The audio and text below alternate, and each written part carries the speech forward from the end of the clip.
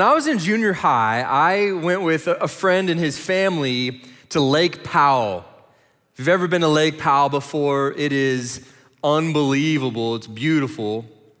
And one afternoon out on the lake, we decided to go cliff jumping. And by we, I mean my friend and his older brother decided to go cliff jumping. I was not excited about the possibility of jumping from a high place to my imminent death. So we drove around the lake and scouted a place to jump from. Along the way, I pointed out several options that would have served us well, like these 10 and 15 footers that if you jump from wouldn't cause bow loss. But my friend and his brother had totally different intentions. They spotted a place to plummet from that you needed binoculars to see. It was so high, I thought they were kidding. So the older brother goes first, and he's up at the top for a while, and you can see that he's contemplating, which is like, okay, so he at least has a mind. And then he stops for a second, and then he jumps, and he's in midair, like doing this. For what seemed like 5 minutes. And I don't know why we do this, because this doesn't change like your speed. It's gonna happen either way. And then he hits the water with such force that his shoes break off. I was like, oh my goodness, that's gonna be my face.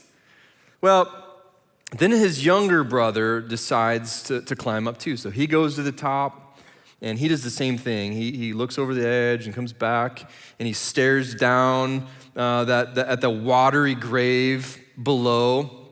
And then he catapults off this edge into the abyss, and boom, he hits the water and he submerges under, and he's underwater for quite a while. And then he comes up again, gasps for air, like, and I'm like, oh my goodness, he just shot through that water like a fighter jet shooting a missile. And now it's my turn. So I reluctantly climb to the top. I slowly walk to the edge, and I peek over, and my knees begin to shake. And the distance from the jump spot to the water was easily 50 feet. Now, that may not seem like it's a big deal or it's very high to you, but when you're 13 or 14 years old and you're prepubescent, go ahead and look that up if you want. Don't look that up. It might as well have been like 100 feet. I mean, it was so high. So I stared down at the water, then I backed away from the edge, and then back down at the water again and away from the edge. And I couldn't do it. I was too scared. And whether it was the unknown possible objects that could have been right under the surface of the water I couldn't see, or just the sheer terror of being up that high, whatever the reason was that my imagination created to keep me from jumping, I climbed down the cliff and I lost my chance for greatness. Sad story. But I learned a valuable lesson that has stuck with me since that day. If you want your faith to grow, you cannot stay where you are. I'm gonna read that again. If you want your faith to grow, you cannot stay where you are. Now listen, I'm not suggesting everyone needs to go cliff jumping to prove that you're fearless. But I do believe in this principle that if you want your faith to grow, you have to be willing to leave what is comfortable, to leave what is familiar, what is safe, and move towards Jesus. Because he's always calling people out from where they are. It was Peter walking out on the water. It's that tax collector out of his career. It's Peter, James, and John out of fishing. Maybe it's Christy out of her drug addiction. It's Erica out of her plans for medical school at that Ivy League and then off to the mission field instead. Or it's Kyle out of his porn addiction. Jesus is always calling us out towards him. And it doesn't matter if you're a lifelong believer in Jesus, like you started worshiping Jesus in the womb. You're like, that's womb worship. Or you haven't even started following Jesus yet. Even if you're somewhere in the middle, this is true for every single one of us. If we want to grow, we cannot stay where we are. The series that we're starting tonight is called Challenge Accepted. It's cool series we're gonna go through. And we're operating under the premise that you aren't okay staying where you are in your faith. Listen, I know I'm not. And a bunch of you just come back from camp and you're ready for like the next thing and thinking like, I'm so excited. Like everything that you hear is still exciting. Like, yeah, it's all good. And there's some of you that didn't go to camp and you're thinking like, man, I didn't go to camp, but I still want that too. And I know there's a bunch of you out there. Because truthfully, if you have a faith that is not moving, then it's stagnant. This is the case for all of us. Think about this. This is what stagnant means. If you have a cup of water and it sits, eventually it becomes undrinkable. When water sits long enough, like you don't drink it, it's gross. If you let a cup of milk sit, it becomes coagulated. This is like nasty. It looks like cottage cheese. Okay, true story. How many of you have poured rotten milk on a bowl of cereal because you didn't realize it was rotten until you poured it and then like ruined the cereal? Okay, that's gross. I want to know how many of you actually ate it anyways.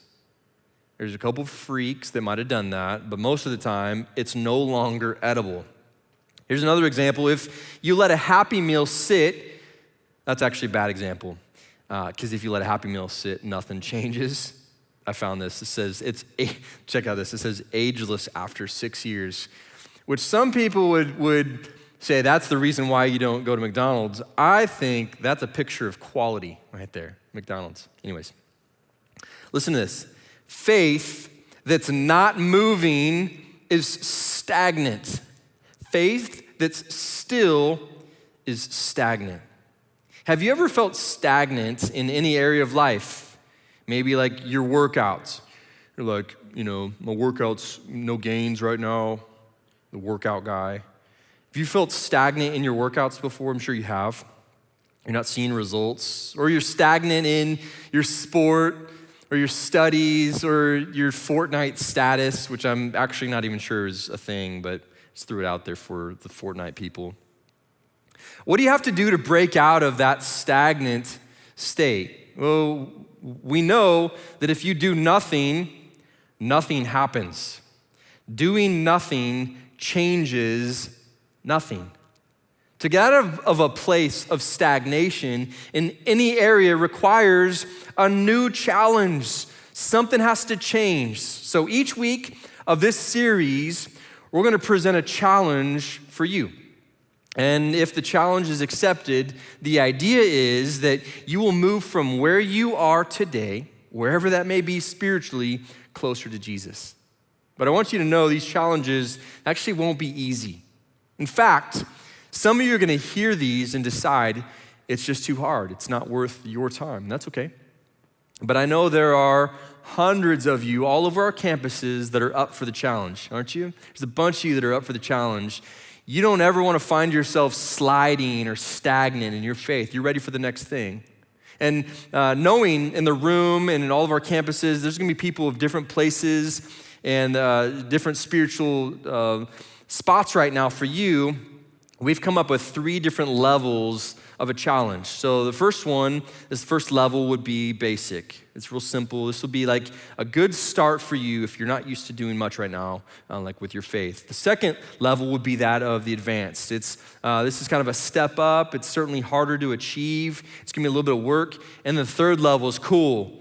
It's dangerous. This one will likely make you feel uncomfortable. It will stretch you. It might even change you.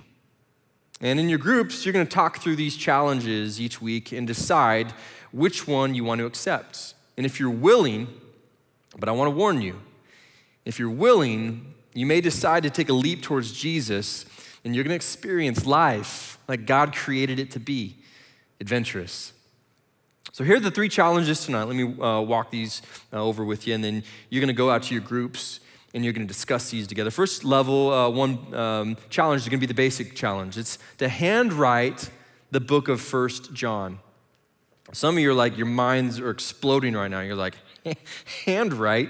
How would you even do something like that? Like pencils and paper, and it's gonna be a tough one, but the idea behind writing out the book of 1 John, there's just 5 chapters, and this will take you like several hours to handwrite, and hands will cramp. But the idea is that you would allow the book of 1 John to, it's a book that we focus on at camp, but it's one that it'll allow you to even spend that much more time processing it and thinking through it and actually starting to pray through that as you write. Second level, the advanced one, is a tough one. So let me try to explain it with you. It's tricky. What we are challenging you to do is to meet with a parent or a caretaker, like whoever takes care of you, and to share the impact that camp had on you if you haven't done that. If you didn't go to camp, then what we would ask you to do is to share with the same person, a parent or caretaker, what God is doing in your life right now. Now, I know some of you are hearing that and you're like throwing up in your mouth because there's no way that you're gonna do this, either because you don't think that your parents are worthy of your time, or they don't care, or you don't care that they care. Whatever it might be, I want you to know that the relationship that you have with your parents is actually, or your guardian or caretaker, is actually really important to us. We want you to have strong relationships with them. And so sometimes it can be hard to do that. Some of that's outside of your control, and I understand. But as much as you can control, for those of you that would be up for the challenge, is to spend that time, and then you have 1 week to accomplish it, just like the first challenge, 1 week to accomplish it, and to spend that time with your parents. Third challenge is this. It's the dangerous one. It's the kingdom worker card. You know, we mentioned this kingdom worker card at camp, and if you've been around a little bit, you understand kind of the idea behind this. But for those of you that don't know, kingdom worker card is a challenge that we give that could last you the entire year. It could last you a couple months. They are super tough, and they're actually not for everyone. And so in your groups, you're gonna be able to take a look at a card, and then you can decide whether or not you wanna take that and follow through with it or not. And if not, you could take one of the other challenges. So we'll give you that option. So here's what I want you to understand about how these challenges will work. And it'll take place for the next several weeks that we have this series. You can just take the first challenge, and that will be fine.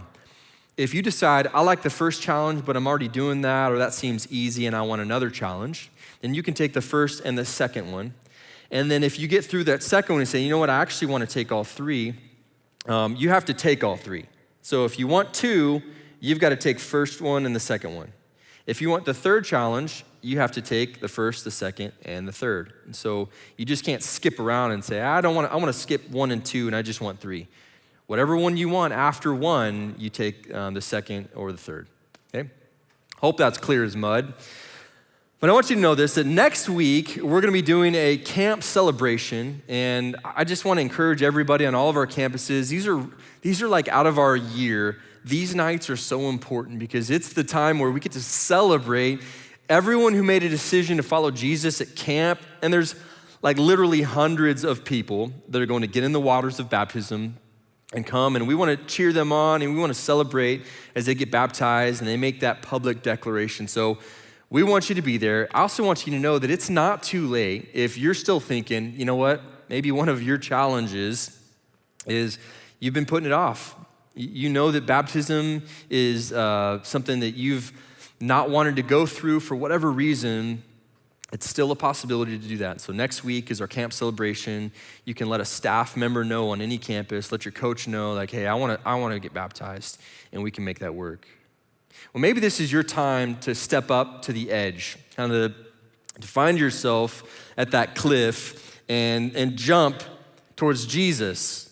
I want you to bring your families, and next week, we're gonna watch all of these decisions that are made, and we're gonna celebrate with one another what God has done, and it's gonna be amazing. And then the following week, we'll be right back, jumping into this Challenge Accepted series as Jesus calls all of us out to more. Let me pray for you. Jesus, we're so grateful for what we've been able to experience in our student ministry and what you're doing in our lives. And man, we're excited about you, and we don't want to just be excited. We actually want to move closer to you, and we want it to become real in us. And so I pray for all of our students on all of our campuses, the series that we're in, and over the next couple of weeks, that they will move just a little bit closer to you every week. That they'll find a way to be challenged and to grow and to focus their lives more on you than they ever have before. I love you. We're thankful for you, and it's in Jesus' name that everybody says, amen.